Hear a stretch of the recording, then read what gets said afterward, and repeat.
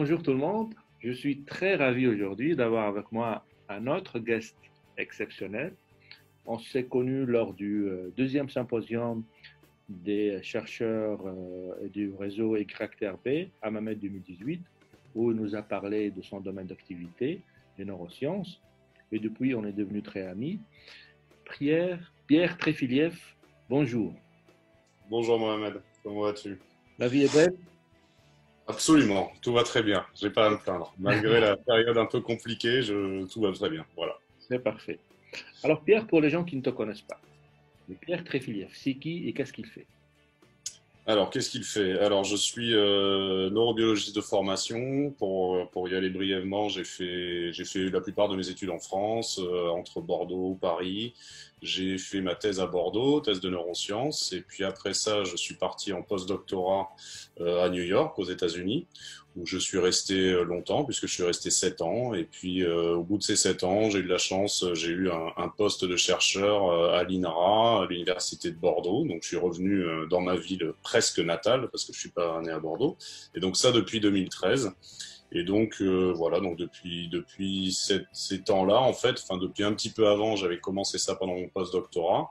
Je m'intéresse beaucoup finalement aux bases neurobiologiques de comportements un petit peu complexes, alors type la motivation, les fonctions exécutives. Je ne vais pas rentrer dans les détails ici. En fait, ces comportements, pourquoi ils m'intéressent en particulier? Parce que c'est des comportements qui sont perturbés dans de nombreuses pathologies psychiatriques types et parfois très différentes, comme l'addiction, la schizophrénie, la dépression. Et donc il y a ce qu'on appelle des dimensions comportementales communes qui sont perturbées. Donc j'essaie de comprendre quelles sont d'un côté les bases vraiment neurobiologiques, neuronales de ces dimensions comportementales, essayer d'aller comprendre quels sont les réseaux de structures, mais aussi les réseaux de neurones qui contrôlent ces dimensions comportementales. Et d'un autre côté, vu que justement j'ai toujours en tête un petit peu cette notion de psychiatrie, ce que je vais faire, enfin ou ce que je fais, c'est d'aller essayer de prendre ce qu'on appelle des biomarqueurs de pathologie. Alors par exemple, on sait que dans telle ou telle pathologie, il y a un problème sur tel gène ou sur telle fonction. Je vais essayer d'aller mimer ça chez la souris et de voir si effectivement ce qu'on observe chez les patients est directement responsable de problèmes, de symptômes, donc de symptômes comportementaux. Voilà, si je résume Oui. grossièrement un petit peu ce que je fais d'un point de vue scientifique. Donc du coup, c'est le monde des problèmes, on va dire, psychiatriques que tu essaies de mimer sur la souris. Voilà, si je devais donner une explication simple, c'est effectivement ça. C'est ça.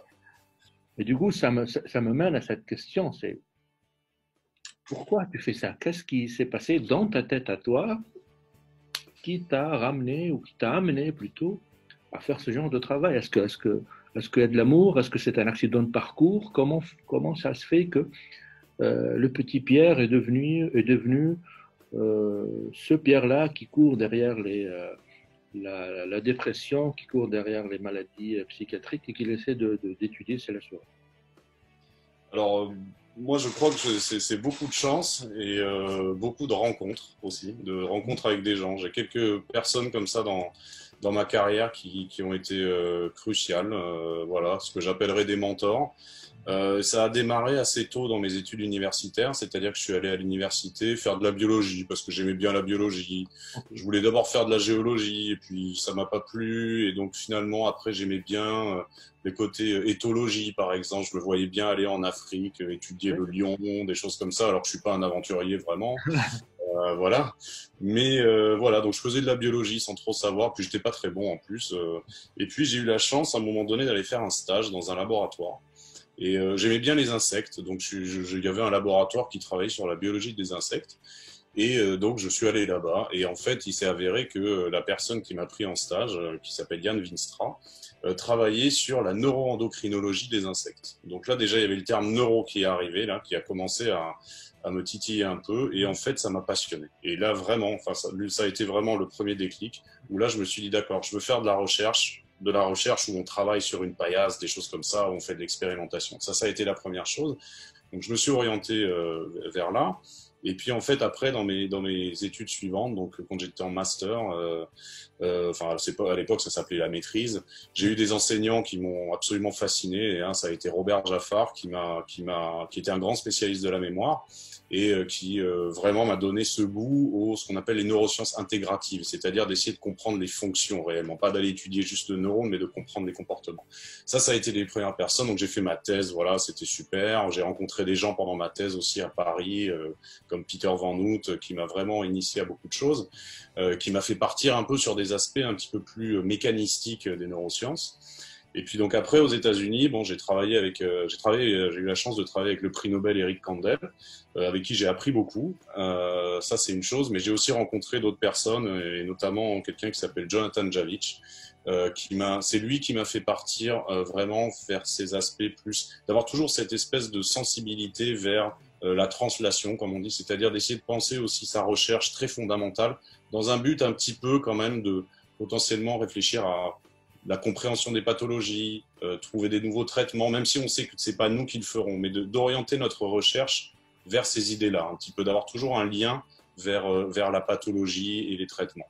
Donc ça, c'est les gens que j'ai rencontrés et qui ont fait que, voilà, en fait, ça... Bon, et puis j'ai évidemment développé une passion pour ces choses-là. Je saurais même pas dire ce qui me passionne. Enfin, il y a plein de choses qui me passionnent. Il y a effectivement le fait de trouver, mais il y a aussi le fait de chercher, de réfléchir, d'échouer. Il y a le fait aujourd'hui de former des étudiants, de les voir progresser, de les voir être excités parce qu'ils ont des super résultats.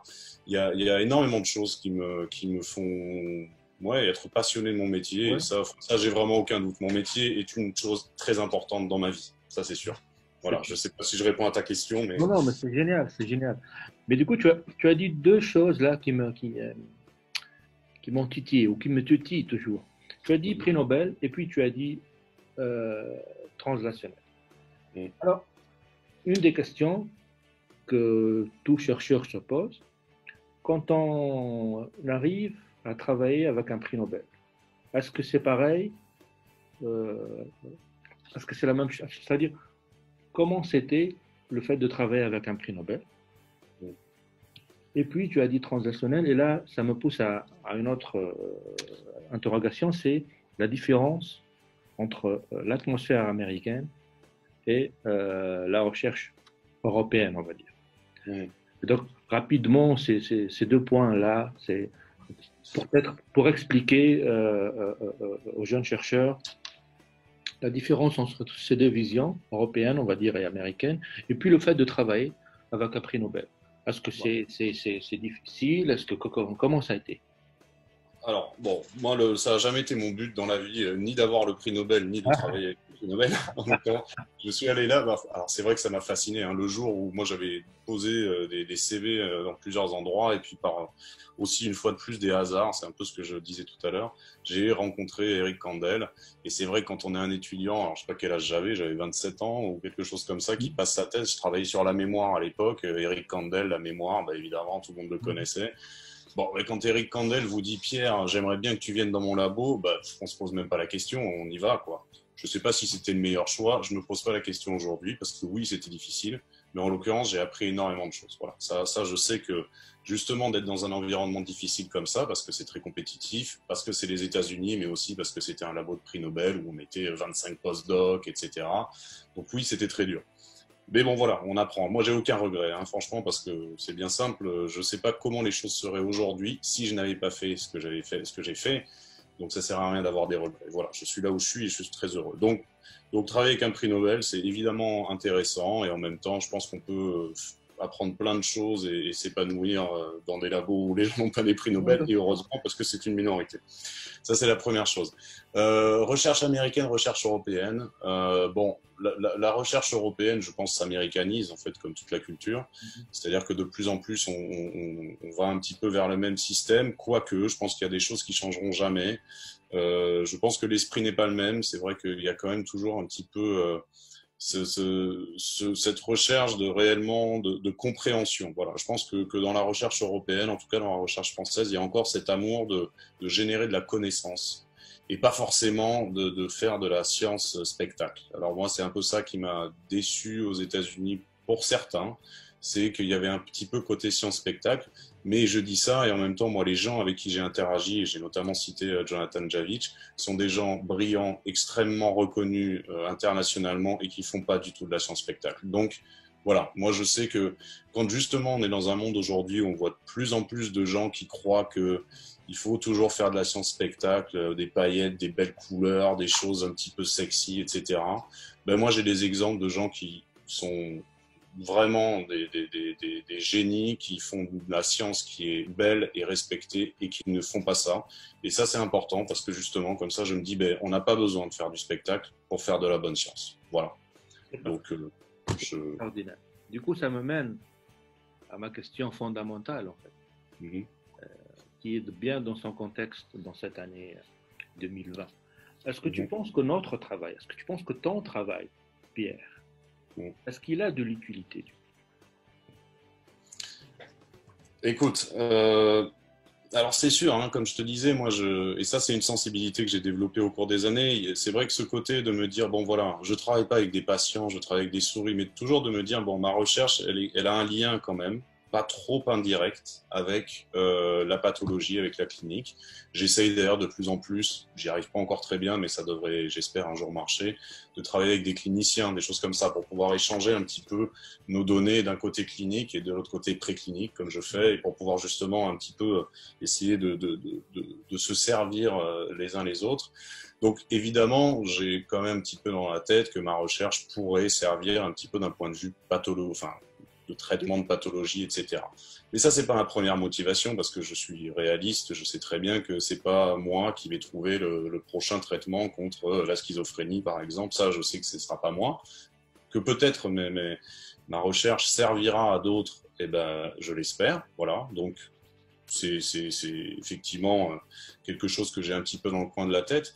Après, je crois sincèrement, et je pense que ce qui vient de se passer avec la crise du Covid nous l'a rappelé aussi, générer de la connaissance, c'est fondamental pour une société. Et effectivement, de comprendre parfois certains trucs peuvent paraître complètement anecdotiques, et on se rend compte que en fait ça peut servir pour des choses très importantes et pas que pour la santé. Enfin, je veux dire, il y a plein d'exemples dans la vie, par exemple des systèmes de radar qui sont basés sur la vision de l'abeille, des choses comme ça, ou de la mouche, je sais plus. Voilà, mais même sans ça, je pense qu'il faut que les sociétés arrêtent de croire qu'il faut qu'on fasse de la science qui apporte des choses à court terme. La connaissance, c'est fondamental et ça, on le sait. Donc voilà, voilà, c'est ça mon drive en fait. Moi, c'est que je me dis, je gère de la connaissance, ça servira ou pas, mais en tout cas, ce sera là. Et après, il y a un côté très égoïste, c'est que j'adore ce que je fais. Et des fois, voilà, quand j'ai des étudiants qui m'apportent des résultats et qu'on voit un effet, alors encore plus quand je m'y attendais pas, ben voilà, c'est génial. Et donc ça, c'est très égoïste, mais c'est une satisfaction personnelle et c'est ce qui me permet aussi de me lever tous les matins, voilà, de me faire plaisir. Et une fois de plus, je le redis aussi, ce que j'adore, c'est vraiment de travailler aussi avec des plus jeunes et d'essayer de leur apporter quelques trucs, quoi. Enfin, d'essayer de leur apporter autant que eux m'apportent, en tout cas, parce que vraiment, je sais que moi, sans les plus jeunes, je pourrais plus faire ce travail. Ça, c'est sûr et certain. Je parle comme un vieux, alors que j'espère encore être jeune, mais bon. C'est comme ça. Pierre, merci beaucoup. Merci à toi, Mohamed. Très, très sympathique et très inspirante, j'espère, pour tous les gens qui vont suivre ce programme. Encore une fois, merci. Très bonne fin de journée et à très bientôt, j'espère, pour d'autres projets, d'autres collaborations futures. Merci à toi, Mohamed. C'est avec plaisir. C'est avec plaisir. Au revoir à tout le monde. Merci. Yeah, we can be heroes just for one day.